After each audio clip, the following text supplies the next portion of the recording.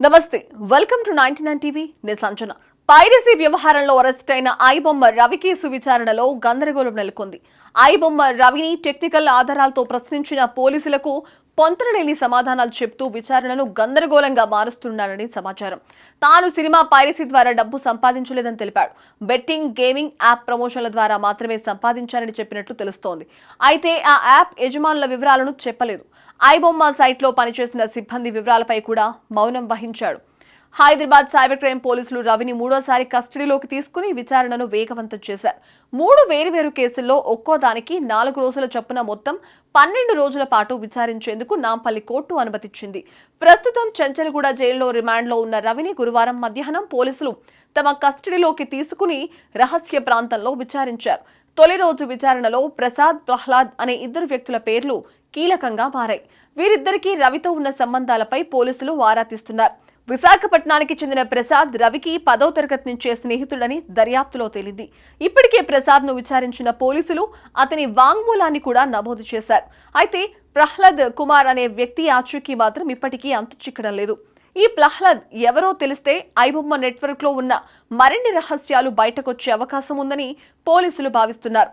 ఇక ప్రహ్లాద్ విషయంలో రవి పోలీసులకు తీవ్రంగా తప్పుదోవ పట్టించే ప్రయత్నం చేస్తున్నాడు. తొలిసారి కస్టడీలో అడిగినప్పుడు అమీర్పేట్లో కోచింగ్ తీసుకునే సమయంలో ప్రహ్లాద్ పరిచయం అయ్యాడని చెప్పిన రవి రెండోసారి విచారణలో అసలు ఆ వ్యక్తి ఎవరో కూడా తనకు తెలియదని మాట మార్చాడు.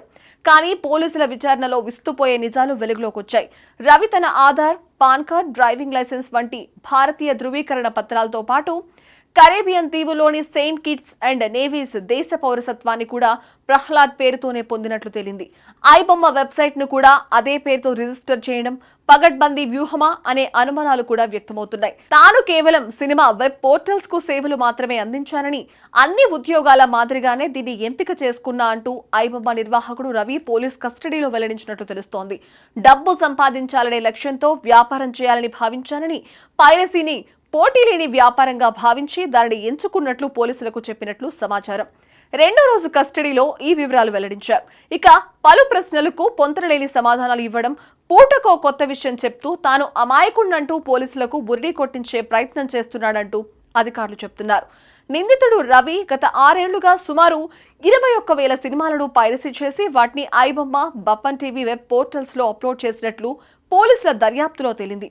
అయితే పైరసీ చట్టరీత్యా నేరమని తెలిసినా కూడా పట్టుబడకుండా ఉండేందుకు గట్టి పథకమే వేశాడు. ఎక్కడా తన ఆనవాళ్లు కనిపించకుండా ప్రహ్లాద్ కుమార్ అనే వ్యక్తిని సృష్టించాడు. ప్రహ్లాద్ పేరుతోనే PAN card, Aadhaar, PAN card, driving licence, web portals కొనుగోలు చేసి గుట్టుగా నడిపాడు. కరేబియన్ దీవులోని సెయింట్ కిట్స్ అండ్ నేవీస్ దేశ పౌరసత్వం కూడా ప్రహ్లాద్ పేరుతోనే ఉంది. ఇక మిత్రుడు ప్రసాద్ డిజిటల్ సంతకంతో ఆర్థిక లావాదేవీలు నడిపాడు. ఈ మొత్తం వ్యవహారంలో తాను కేవలం నామ మాత్రమేనని నిరూపించేందుకు కావలసిన సాక్ష్యాధారాలు ముందుగానే సిద్ధం చేసుకున్నట్లు పోలీసులు తెలిపారు. ఐబొమ్మ కేసులో గట్టిగా వినిపిస్తున్న ప్రహ్లాద్ అనే వ్యక్తి ఎవరనేది చెప్పకుండా మాట మారుస్తున్నాడు రవి. అధికారుల ప్రశ్నలకు గుర్తులేదు, ఇప్పుడు చెప్పలేను అనడం ఆశ్చర్యం కలిగిస్తుంది.